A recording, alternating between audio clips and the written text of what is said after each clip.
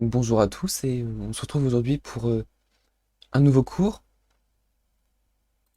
Et donc aujourd'hui, ce sera plutôt un exercice. Alors quel genre d'exercice? Eh bien, on va essayer de reproduire la fonction vardump. En là, on va créer donc un nouveau fichier. On va l'appeler exo vardump, par exemple. Hop, voilà. On va mettre ça sur le côté. Voilà. Donc on va reproduire la fonction vardump. Alors déjà, cette fonction, qu'est-ce qu'elle fait? Elle permet d'afficher des variables, mais pas de la façon dont on le fait echo. Par exemple, si on essaye d'afficher une string qui dit hello ou hello world et qu'on lance le code, on voit que ça affiche le type de la variable, la longueur de la chaîne de caractères et enfin le résultat de la chaîne de caractères. Si on affiche un nombre, on lance, on voit qu'elle dit le type et quelle est la valeur du nombre. Si c'est un booléen, ce sera la même chose, le type et la valeur. Mais si on affiche par exemple une liste, on voit que elle va dire le type de la liste, la longueur de la liste, et enfin quelle est la clé, que contient la clé, et après ben pareil pour autant de nombre qu'il y a d'éléments dans la liste. Ça c'est pour une liste spéciale pour les dictionnaires, mais si c'est une liste normale, on aura le même résultat, sauf que là à la place des clés, on aura les index, mais le résultat est le même. Donc c'est ce qu'on va essayer de reproduire ensemble. Donc forcément, sans utiliser de vardump. Alors pour commencer, on peut du coup déjà créer une fonction qu'on va appeler custom vardump. Et non, on n'a pas faire ça. Puisqu'on utilise des fonctions, j'aime autant que possible utiliser le type int. Donc on va mettre le strict types à 1, on l'a déjà fait dans l'épisode précédent, pour que du coup on ait un type checking au niveau de notre éditeur de code lorsque l'on met des valeurs dans les fonctions. Donc là ça va être notre vardump, le vardump custom qu'on va appeler. Alors qu'est-ce qu'on veut? Là on a trois cas de figure différents.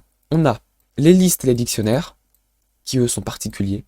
On a les strings, qui eux contiennent la taille de la string ainsi que le contenu, plus loin. Et tous les autres types, où eux c'est simplement le type et entre parenthèses la valeur du type. Sachant qu'il y a trois différentes valeurs, pour que notre code soit mieux organisé, on va faire trois fonctions différentes. Et on va commencer, tant qu'à faire, par le plus compliqué, c'est-à-dire les listes. On va créer une nouvelle fonction qu'on va appeler dump list. À quoi que en PHP c'est array, donc on va l'appeler dump array. Puisque on utilise le type int, on peut préciser du coup que c'est un array. Et on veut que ça renvoie une string. Donc on peut également préciser que ça renvoie une string. On voit que le déclare fonctionne bien, puisque j'ai déjà une erreur. Mon éditeur de code me précise bien. Tu es censé renvoyer une string, à la place tu renvoies vide. C'est normal, pour l'instant on n'a encore rien commencé à faire. Donc array, ça va être notre paramètre qui contient la liste ou le dictionnaire. Pourquoi est-ce que je mets les deux dans le même panier? Parce que vous voyez que quand on affiche les deux, finalement c'est exactement la même chose. Une liste, c'est simplement un dictionnaire, où la clé est générée automatiquement de 1 en 1. Et un dictionnaire, c'est simplement une liste où la clé est définie par nous-mêmes. Donc on peut dans les deux cas utiliser la même syntaxe qui est le for each. For each permet de passer à travers une liste et de récupérer la clé et la valeur. Et ça permet après du coup de faire différentes choses. Donc on a la clé et la valeur. Si déjà à partir de là, on affiche. Si on return, on va pas return, on va plutôt faire un echo. Voilà. on va afficher tout simplement, et là du coup, on va remettre en vide, comme ça j'ai pas d'erreur. Si j'appelle ma fonction dump array et que je lui passe une liste par exemple, comme ça, voilà, je sais pas du tout ce qu'il me raconte, c'est n'importe quoi, mais... Et que je lance, on a bien la clé suivie de la valeur. La clé suivie de la valeur. Notre clé foo est liée à la valeur bar. Notre clé base est reliée à la valeur quicks. Si je n'ai par contre là qu'une liste, donc je vais remplacer toutes mes flèches par des virgules. Qu'est-ce qu'on va avoir? Cette fois-ci, on aura des clés automatiques, c'est-à-dire des index. Donc pour l'instant, c'est pas mal. Mais ça ne ressemble pas de près du tout à ce qu'on a. Donc, on a encore un petit peu de travail. Nous, ce qu'on a, c'est le nom de le nom de la liste, son type, donc c'est un array, mais cette fonction est de toute façon spéciale pour un array. Donc on peut directement dire que par défaut, result, c'est un array qui contient, entre parenthèses, on met la longueur de la liste. Donc on va créer une variable qu'on appelle listLength, et on va utiliser une variable qu'on a déjà vue, une fonction qu'on a déjà vue, c'est la fonction count. Count permet de compter le nombre d'éléments qu'il y a dans un array. Comme ça, on peut utiliser cette variable, du coup, dans notre résultat. Donc pour l'instant, résultat est égal à la première ligne. Array, le nombre d'éléments, et entre crochets. Maintenant, on voudrait pouvoir rajouter, du coup, la clé suivie du type de la variable, ainsi que la valeur de la variable. Pour l'instant, là, c'est pas mal déjà. Simplement, il faudrait que... Alors, je n'aime pas trop les concaténations avec les points. Donc, je vais plutôt utiliser des...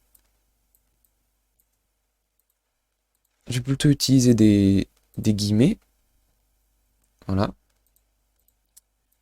Là, du coup, je vais pas mettre ça, je vais mettre anti/n pour faire un retour à la ligne. Mais le retour à la ligne, on voit qu'il faut aussi qu'il soit après la flèche. Donc, on va également faire un ici. La clé doit être entre crochets. Donc, on va la mettre entre crochets, suivi de la valeur. Mais la valeur, on ne l'affiche pas aussitôt comme ça. Il faut d'abord récupérer le type de la valeur. Donc, on va appeler ça value type. Et ça va être égal à une autre fonction qu'on n'a pas vue cette fois-ci. C'est la fonction getType. Simplement, elle renvoie du coup le type de la valeur.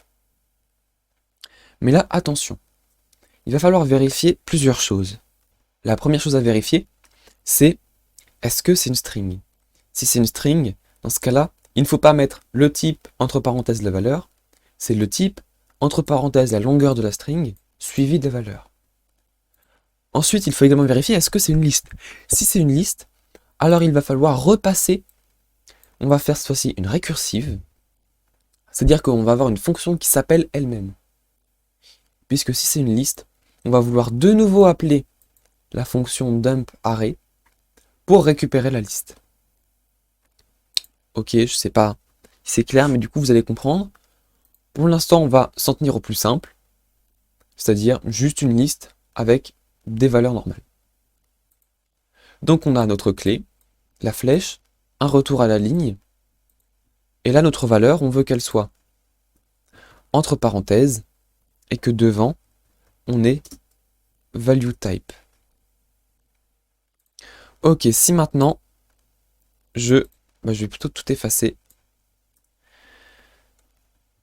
J'ai donc des nombres, 1, 2, 3, et j'appelle ma fonction. Et pour l'instant, on est bien. Ça affiche en tout cas la liste et le type de notre variable. Alors là, il met le nom entier, mais integer, c'est pas grave. On va pas se casser la tête à juste mettre int, integer, c'est la même chose. Maintenant, ce qu'on fait là, c'est que simplement on affiche et on a une variable result qui est créée ici mais qui n'est jamais utilisée. On va faire de la concaténation, c'est-à-dire que l'on va rajouter un bout de string à l'intérieur d'une autre string. Comment on fait? Vous connaissez déjà sûrement le plus égal, le moins égal. Ça veut dire la variable est égale à elle-même moins quelque chose, ou à elle-même plus quelque chose. En PHP, il y a un opérateur particulier pour additionner des strings, c'est le point. Donc point égal permet de dire résultat, c'est égal à moi-même plus ce qu'il y a après. Et une fois que ça c'est fini, je peux return le résultat en fermant le crochet. Là, on peut remettre string, et cette fois-ci, on va écho le résultat de la variable, puisque la fonction n'affiche plus elle-même, c'est à nous de lui faire afficher. Donc on sauvegarde et on relance. Et là, on a bien array de 3 éléments. Premier élément, un integer. Deuxième élément, un deuxième integer.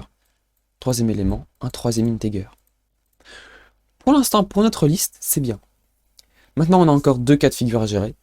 La string et l'élément normal, on va dire. D'ailleurs, avant de faire ça, on peut tester si on a une liste dans une liste. Par exemple, entre l'élément 2 et 3, j'ai encore une liste. Qu'est-ce qui se passe? Lançons. Il ne se passe rien. Parce que on ne lui a pas dit de se réappeler elle-même. Avant d'ajouter directement le résultat, il faut vérifier. Est-ce que value type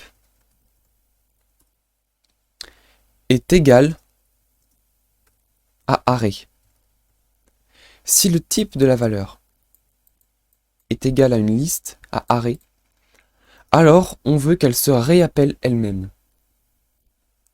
Et ensuite, que du coup le résultat, ajouter au résultat la valeur. Sinon, tout se passe bien, c'est une valeur normale, dans ce cas-là on a juste à faire comme on fait d'habitude. Mais là on vérifie bien si c'est une liste, alors on veut réappeler la fonction pour avoir le résultat, un résultat formaté de la liste, pour avoir ce résultat-là, qu'on va du coup rajouter. Si maintenant on affiche, on a bien, premier élément, le 1, deuxième élément, le 2, et là, troisième élément, on a de nouveau une liste qui contient un élément, 2 éléments, 3 éléments. C'est fini, et on reprend la suite. Là, il y a des problèmes de tabulation, d'indentation. Pour l'instant, c'est pas grave. On va laisser comme ça. Et moi, je bois un coup. Hein. Ok, bon, pour l'instant, c'est bien ça. Peut-être ce qu'on peut faire, ce serait mettre un peu d'espace pour aérer quand même notre code. Hein, parce qu'on n'est pas des fous. Et également, voir quelque chose, on n'est pas parlé avant, mais c'est les commentaires. Un commentaire, c'est écrit avec 2 slash. Un commentaire, c'est une ligne de code qui n'est pas exécutée. C'est un commentaire, c'est juste pour soi. C'est juste pour que le développeur puisse se rappeler de ce qu'il fait. Donc là, c'est ce qu'on va faire. On va créer un commentaire qui précise si la value est une liste, alors on doit faire une récursive. On doit reappeler la liste. Donc là, on gère si c'est une liste, sinon, on fait quelque chose d'autre. Maintenant, on aimerait pouvoir tester un autre cas de figure particulier, du coup, c'est la string. Alors, on va tester. On va faire une nouvelle fonction qu'on va appeler dump string, qui va prendre en paramètre, du coup, vous vous en doutez, une string, et qui renvoie une string. Et donc là, on va de nouveau avoir un résultat. Ce sera, si je fais... est-ce que je peux faire directement comme ça? Je sais pas si je peux. Je pense pas. Hein. Le truc, c'est que je crois qu'il n'y a pas de shell en PHP.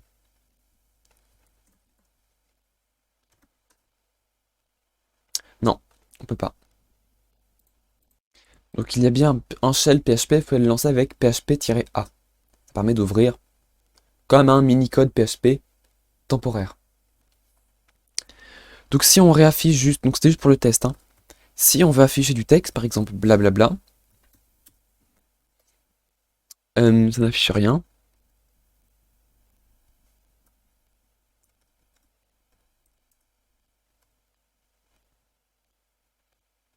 Bien sûr que ça n'affiche rien puisque j'ai oublié le point virgule.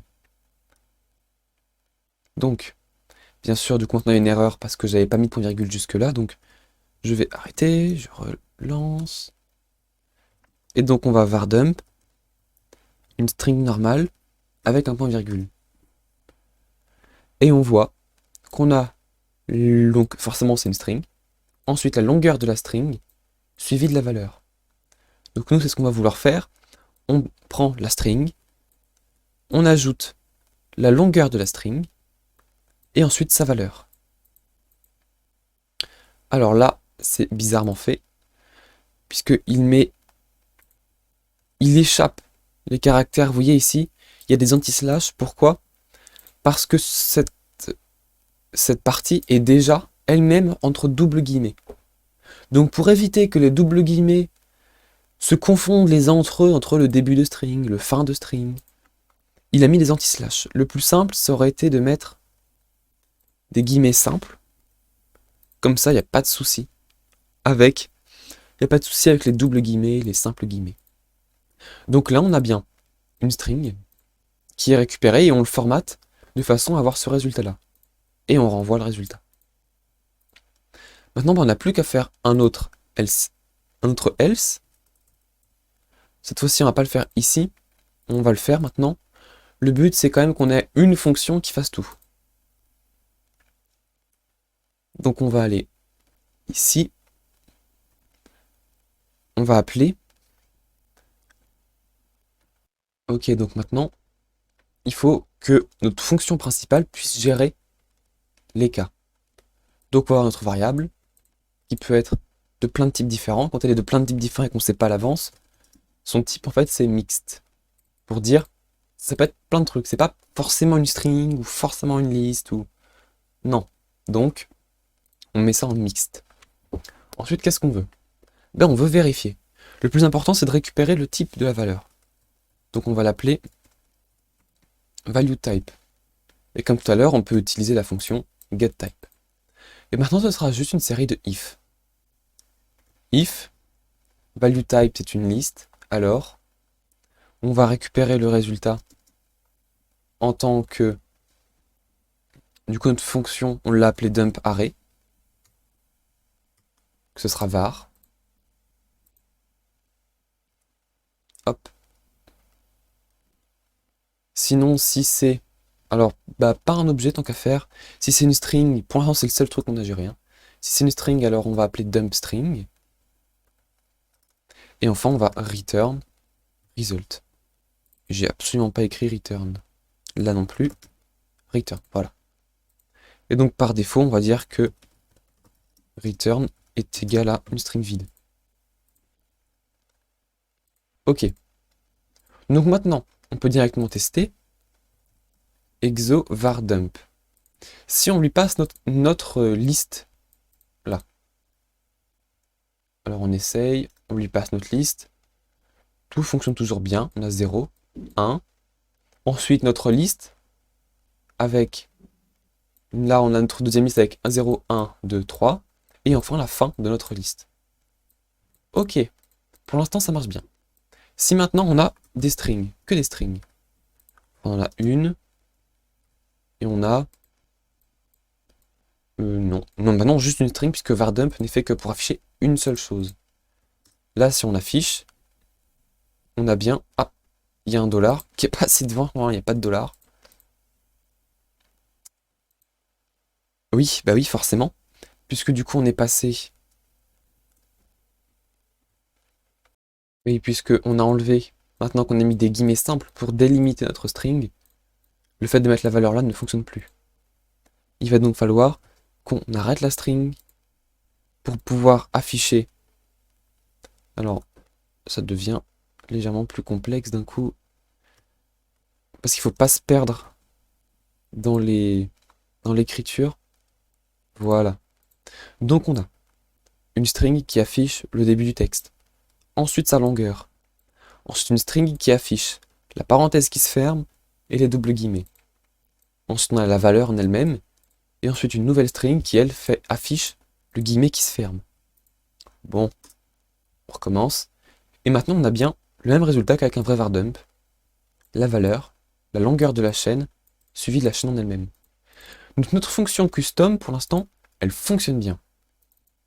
Sachant que là c'est result. Result. Voilà. Pour l'instant, ça marche bien. Mais ici aussi, il faut retester. Est-ce que la valeur, c'est un... Comment on appelle ça? Est-ce que c'est une string? Si effectivement c'est une string, alors... Donc si value type est égal à string, alors on va vouloir afficher la clé, suivie de la valeur de la string, et un retour à la ligne. Testons du coup avec une liste de strings. Si j'ai une liste toute simple qui contient deux éléments, hello et world, on a bien une liste qui affiche premier élément, c'est une string hello, deuxième élément, c'est une string world. Et bah franchement, pour l'instant, notre programme fonctionne plutôt bien. Ce qu'il nous reste à voir maintenant, le dernier truc, c'est pour les types, tous les autres types, qui n'ont pas forcément des strings. On va créer notre fonction, qu'on va appeler dump other, qui va prendre, alors cette fois-ci, qu'est-ce qu'elle va prendre? Elle peut prendre, rien du tout en fait. Elle ne prend rien du tout puisqu'on n'a même pas besoin de cette fonction. On peut simplement, pour une ligne de code, on peut simplement afficher. Là, on va simplement, si c'est pas ça, alors ça veut dire que c'est n'importe quoi d'autre. Et donc on va juste afficher. On va juste afficher ceci. Le type de la valeur suivi de la valeur. Et là, on l'a appelé var. Et normalement, ça devrait être bon. Si maintenant ici on met n'importe quoi d'autre que ce qu'on a déjà fait, et qu'on affiche, non, bah clairement ça ne marche pas.